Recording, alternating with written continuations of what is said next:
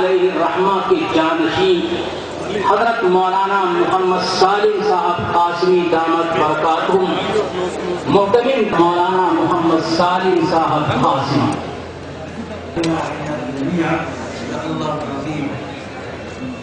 صدر گرامی قدر، علماء کرام، بزرگان محترم، معزز حاضرین، آج کا یہ اجتماع ساز اجتماع اور اس موضوع پر منعقد ہو رہا ہے، اس کی اہمیت سے کوئی انکار نہیں کیا جا سکتا۔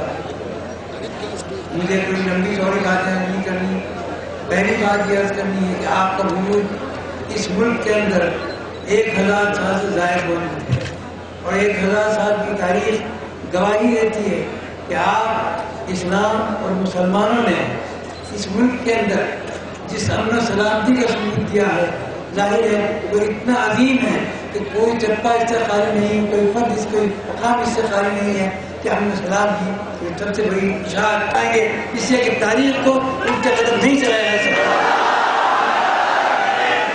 تاریخ کو الٹا قدم چلانے کی کوشش ہے، یہ ظاہر ہے دنیا کے اندر اس قوم کو اور ان لوگوں کو ظاہر بدترین رسوائی سے دو چار کر دی اس وقت کے اندر۔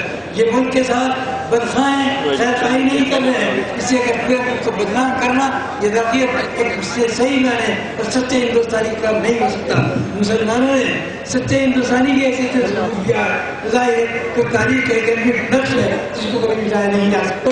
سکری ہو رہی ہے اور جتنے جدوجہد کی جا رہی ہے، ظاہر ہے کہ انشاءاللہ کامیاب نہیں ہوگی، یقین نہیں ہوگی اس کے اندر۔ دوسری بات اس کے اندر یہ بھی ہے جہاں تک اس کا تعلق ہے، وہ قوم ہے، وہ قومیں کہ جنہوں نے جو دہشت گردی کا الزام آپ پر لگا رہی ہے، آپ ان کے بارے میں اگر یہ آئینہ سامنے رکھیں کہ یہ وہ ہیں کہ جو خدا کے ساتھ دہشت گردی کر رہی ہے، اسی اگر قرآن کریم نے فرمایا کہ ان الشرک لظلم عظیم، شرک سب سے بڑا ظلم ہے۔ یہود اور نصارہ کو دیکھیے کہ انہوں نے ظاہر ہے کہ شرک کو اختیار کرنے کے بعد اپنی حیثیت کو بجا لیا، اللہ کی کتاب کو ختم کر دیا، اور اس کے بعد یہ شرک کا ظلم نے اختیار کیا، یہ شرک سب سے بڑا ظلم ہے۔ دہشت گردی کی تاریخ بہت سی کی جا رہی ہے، لیکن ظاہر ہے کوئی تاریخ نہیں ہے دہشت گردی کی تاریخ صرف یہ ہے کہ اس ظلم عظیم کا نام ہے۔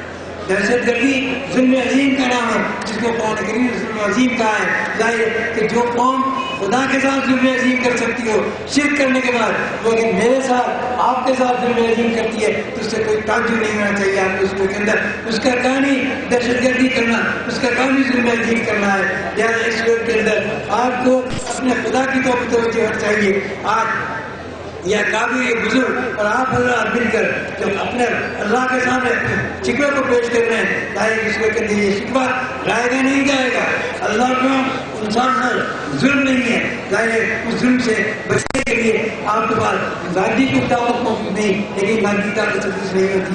جن کے ہاتھوں میں توپیں ہیں، بندوقیں ہیں، ہتھیار موجود ہیں، وہ ظاہر ہے آپ کے ساتھ ان کے مقابلے کو چیزیں لا سکتے ہیں اس کے اندر، لیکن آپ کے بعد وہ طاقت ہے جس کو عنابت اللہ کہا جاتا ہے، جس کو توجہ اللہ کہا جاتا ہے۔ یہ وہ طاقت ہے کہ اگر صحیح طور پر آپ نے استعمال کی تو ایک نہیں بلکہ 1000 قومیں بھی اگر مل کے آپ کے مقابلے پر آئیں گی تو آپ یقین کیجیے کہ انشاءاللہ کامیابی آپ کے قدم چلیں گے اس کے اندر۔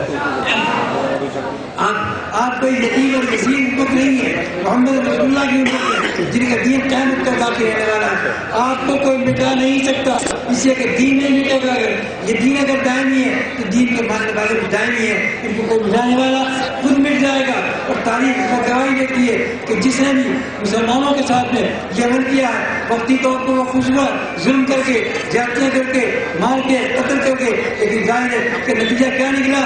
نتیجہ کیا نکلا کہ وہ ذلت ناک رسوائی سے تاریخ کے اندر آج بھی موجود ہے۔ آج بھی چنگیز کے قدم ہے، آج بھی ظالموں کے قدم ہے، آج وہ ہٹلر کے راستے کو اٹھتے ہوئے جا رہے ہیں۔ ظاہر ہے آپ نے راستے اختیار نہیں کے قریب آپ کا راستہ امن کا راستہ ہے۔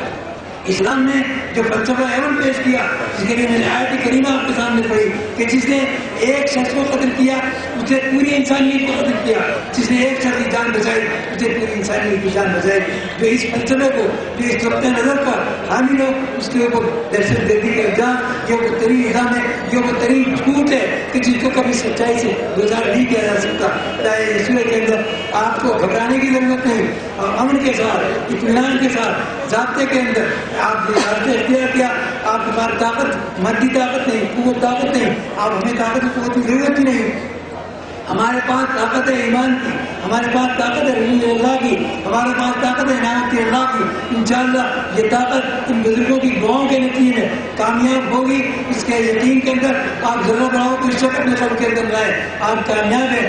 ظلم و زیادتی کا دور ظالموں کے اوپر لوٹ جاتا ہے اور یہ تاریخ کو الٹا قدم چلانے والے خود مٹ جاتے ہیں. انشاءاللہ مٹیں گے اور مٹ کر رہیں گے اس سلسلے کے اندر. اور آپ انشاءاللہ زندہ ہیں، یہ دین زندہ ہے، یہ فطرت کا دین ہے، یہ دین زندہ ہے، اس کے قرآن زندہ ہے، کتاب اللہ زندہ ہے، محمد رسول اللہ کی نبوت زندہ ہے. اور اگر یہ زندہ ہے تو آپ بھی زندہ ہیں، آپ کی زندگی کو چھین نہیں سکتا اس کے اندر.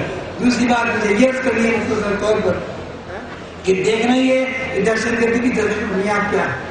دہشت گردی کی بنیاد حقیقت کے اعتبار سے کچھ بھی ہونے کی میں اپنے نقطۂ نظر سے بات سمجھتا ہوں یہ کہ جو نظریہ حیات انسان کا ہوتا، جو نظریہ حیات آپ کا نظریہ حیات اسلام ہے، آپ ہر چیز کو اسلام کے نقطۂ نظر سے سوچتے ہیں. اس کے اندر دوسرے کے بعد دوسرے نقطۂ نظر ہوگا، لیکن یہ وہ اپنے نقطۂ نظر کو دنیا کے سامنے دلائل سے چونکہ ثابت نہیں کر پاتے، اس کی برتری کو حاصل نہیں کر سکتے، غالب نہیں آ سکتے.